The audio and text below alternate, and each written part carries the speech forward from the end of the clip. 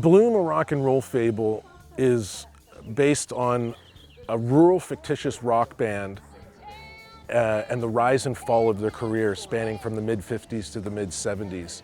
And it centers around the two founding members of the band called the Tupper Street Ramblers.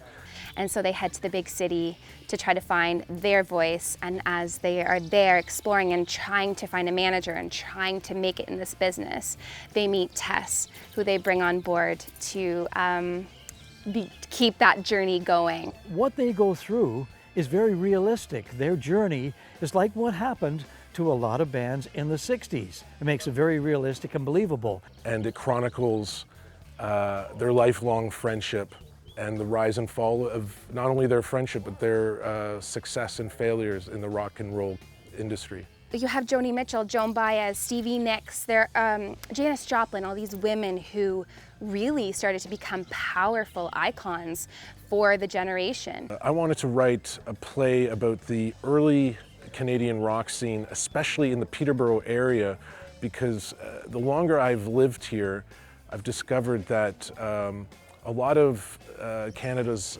rock and roll icons are from this area, such as Neil Young, Garth Hudson, Rick Danko, Robbie Robertson, and also locals such as Jeff Hewitson, Rick Fiennes.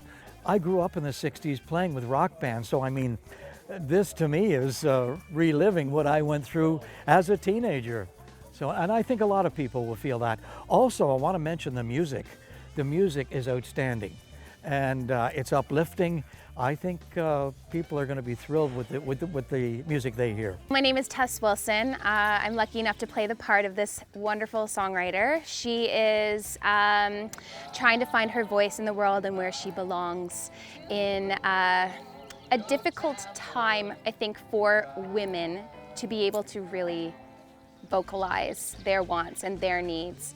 She comes into this band with these dear friends and just tries to navigate through and figure out where she belongs, truly. She's got a lot of passion for singing and heads to the big city to try to find her voice there and starts to write her own songs. Actually, I have a variety of characters.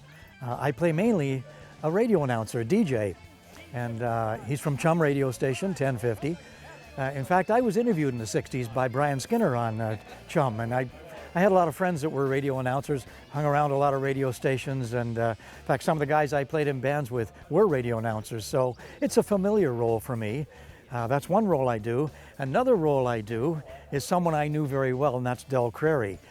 That's a bit intimidating because I can hear his voice in my head, I can picture him, and so I want to be true to the character, and yet I have to keep him distinct. Time is fleeting, and it's very important to follow your dreams and to have hope that your dreams will be fulfilled. And sometimes all you can, your only source of perseverance is hope and belief that by following your heart, you will live a fulfilled life and find happiness and peace.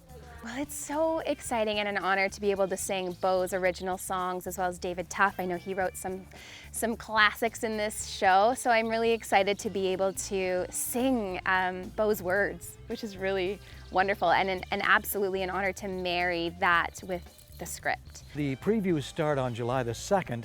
The official opening is July the 4th, and it runs right through till July the 27th, every Tuesday to Saturday, starting at 6 p.m. out here. There is one Monday performance on July the 22nd.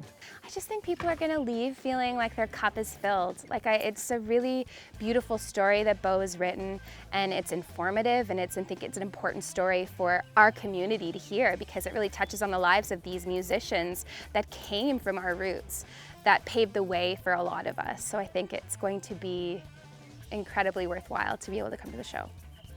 But I would suggest people get your tickets early. This one is going to sell out.